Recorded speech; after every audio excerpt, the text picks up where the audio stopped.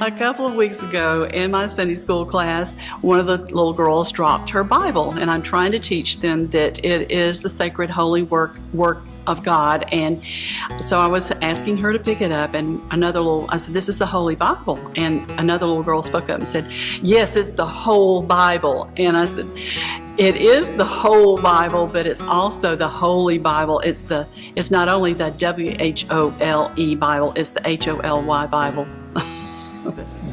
Well, I deal with the senior adults, and we don't cut on like the kids, so we're not quite to that point yet, I guess. You go from childhood to, I guess, to old age, and when you get old age, you kind of revert back to childhood. Yeah. We haven't got there yet, but we're working on it. We're going to make it. I'm Crystal Rainey, and I teach second grade class at 945. I'm Robert Rainey, and I teach the Ethington Co-Ed here at 945 at First Baptist. I think our church is strategically located close to Gordon College. It's been my hope for years that we can minister to the students there. We've built a children's building, and I want that to continue on up through the ages, through the age groups. My hope and prayer is that First Baptist will be a lighthouse for our community, and that people would look at our church and say, whatever this church has going on, I want to be part of that. And reason being is they can see we just built a brand new children's wing or children's building, and we're going to be building a young adult building. And so my hope is that our community, that people when they come in, they can see that we're serving the Lord and they want to be part of that. I think it's important to support the next generation to come.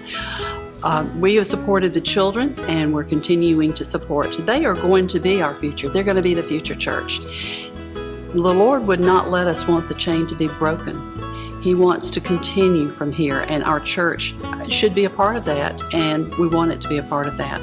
I think the incoming generation is very important to our church. One day they will be our church. I think it's the people that make the church, not the buildings. I think of Martha and Trumie Elliott family. They were generations before us. And I think of John and Lucille Pennington.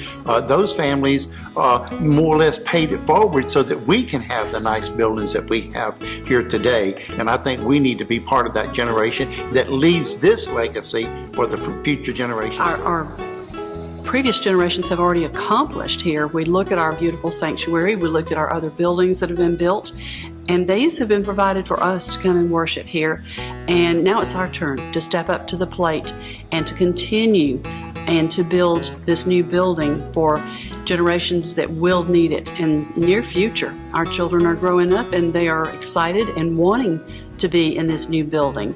My second graders are excited about it.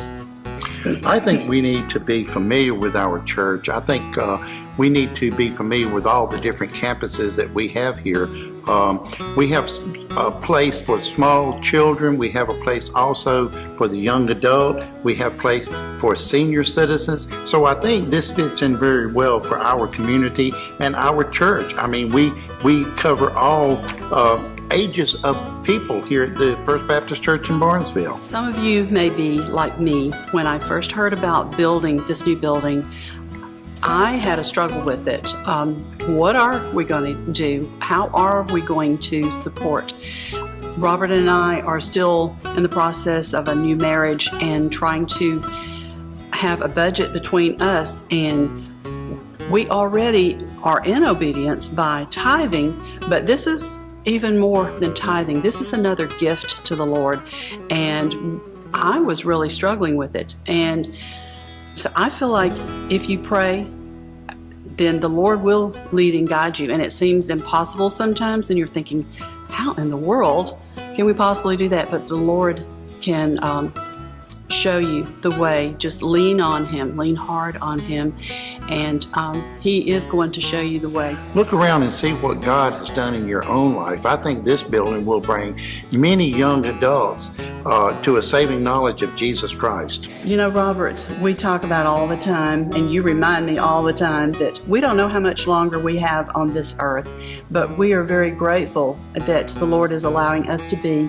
a part of this building project for this building. And we are both glad that we get to do this for the generations following.